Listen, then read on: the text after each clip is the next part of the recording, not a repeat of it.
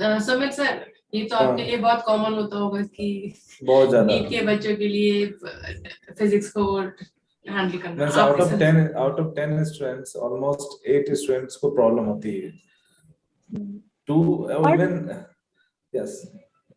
Physics समझने में problem नहीं होती है, बट व्हेन यू अप्लाई या तो फिर गड़बड़ हो जाती है। एक्चुअली होता है क्या ना, फिजिक्स में इनिशियली बच्चों को बहुत मजा आता है क्योंकि बहुत आसान, जैसे जैसे सिलेबस आगे बढ़ता है चीजें धीरे धीरे इसमें इंट्रोड्यूस होते जाती है, number of variables are getting increase. तो टाइम के साथ इतने वेरिएबल्स आ जाते हैं, जब वो 11 12 का कोर्स कंप्लीट करते हैं वो कंफ्यूज हो जाते हैं कि कौन सा फॉर्मूला यूज करना है और किस टाइम पे, और उन्हें समझ में नहीं आता। बट क्या है कि चीजें अगर आप अरेंज्ड वे में आप सीखते हो और समझते हो, उसको कॉन्सेप्ट को लर्न करते हो, तो वो कभी जरूरत, एवरीथिंग इज इंटर रिलेटेड। और फिजिक्स में बोलो तो कंफ्यूजन की कोई बात ही नहीं है। कोई टॉपिक और किसी पर्टिकुलर क्वेश्चन है तो बहुत ही क्लियर होता है वो कि उसमें क्या अप्लाई करना है, लेकिन उसके पीछे जो कॉन्सेप्ट है वो अगर हमें पता हो तो एक ही बार में उसको सॉल्व कर सकते हैं। और फिजिक्स में बहुत हाई स्कोर भी होती है। आजकल तो नीट का मैं स्कोर देख रहे 720 आउट ऑफ 720।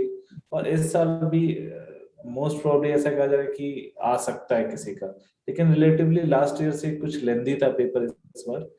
बट ठीक है, फिजिक्स कंपेयर करें तो थोड़ा सा ज्यादा लेंदी था लास्ट ईयर से। और कॉन्सेप्ट फिजिक्स मेरे ख्याल से खासकर मुझे नहीं लगता है कि बहुत टफ सब्जेक्ट है।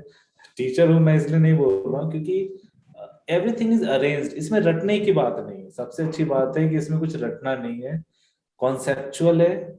You just remember the concept, the formula. Formula इसलिए भी याद करना है क्योंकि स्पीड बढ़ाने के लिए, और ये आपके स्पीड को बढ़ाता है, नंबर ऑफ अटेम्प्ट्स बढ़ाता है। सो इसलिए फॉर्मूला रखना जरूरी है, अदरवाइज उसकी भी जरूरत नहीं है। जब एडवांस पार्ट में हम आते हैं, अभी नीट की हम बात कर रहे हैं, बट मैं I also teach for advance, तो वहां तो फॉर्मूला किसी काम का होता ही नहीं है, क्योंकि आपके पास कॉन्सेप्ट है, दे आस्क फ्रॉम बेसिक्स, और वो फॉर्मूला लिख भी देते हैं कि this is the formula, just apply it, क्योंकि वो कॉन्सेप्ट को ही चेक करते हैं। So that's all in physics.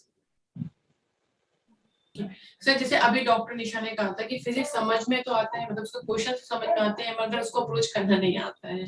तो how you guide the students कि किस तरह से अप्रोच करें? एक्चुअली मेन प्रॉब्लम जो है ना, अप्रोच का नहीं है। मेन प्रॉब्लम है बच्चे डरते हैं। होता है क्या है कि जैसे मैंने एक बात बताया थी कि सिलेबस जैसे जैसे आगे बढ़ता है ना, और जब प्रेशर आता है और टफ जैसे एंजाइटी आता है, तो क्या होता है कि फिजिक्स से स्टूडेंट भागना स्टार्ट करता है, सोचता है कि बायोलॉजी केमिस्ट्री पे फोकस करो, इस पे कम फोकस करो। उस वजह से क्या होता है, जो फॉर्मूला या बेसिक फॉर्मूला या बेसिक कॉन्सेप्ट उस पर वो ध्यान ही नहीं देते हैं। अगर मैं कह रहा हूँ कि अगर आपके पास कॉन्सेप्ट है और आपने डेवलप किया, और थोड़ा सा स्ट्रगल करना पड़ता है, स्ट्रगल आपने करके, जो मैम बोल रही थी 100%, आप 100% दो फिजिक्स में, खुद सॉल्व होगा, आपको कुछ ज्यादा करने की जरूरत नहीं है। आप प्रॉब्लम होता है कुछ कुछ चैप्टर्स सही में लेंदी हैं, उसमें बहुत ज्यादा फॉर्मूला है प्लस कॉन्सेप्ट है। अगर आपको कॉन्सेप्ट अच्छे से आपने पढ़ा है, अपना 100% दिया, यू कैन इजिली सॉल्व। और एक्चुअली क्या होता है ना, अप्रोच का प्रॉब्लम होता है। क्वेश्चन तो बच्चे पढ़ते हैं, क्वेश्चंस पढ़ के वो कंफ्यूज होते हैं कि ये इसमें फॉर्मूला लगेगा कौन है, कौन सा अप्रोच लगेगा।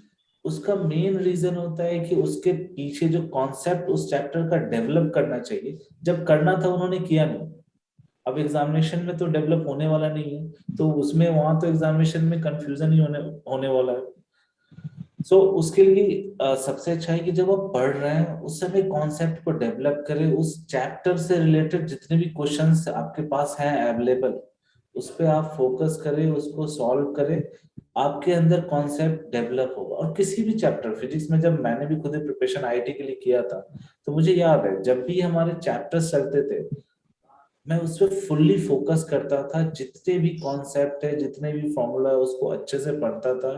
आई सॉल्व जो प्रैक्टिस है, आजकल के बच्चे ना प्रैक्टिस कम करते हैं। सबसे important वो सोचते हैं उन्होंने थ्योरी पढ़ लिया, दैट्स ऑल, प्रैक्टिस करने की जरूरत नहीं है।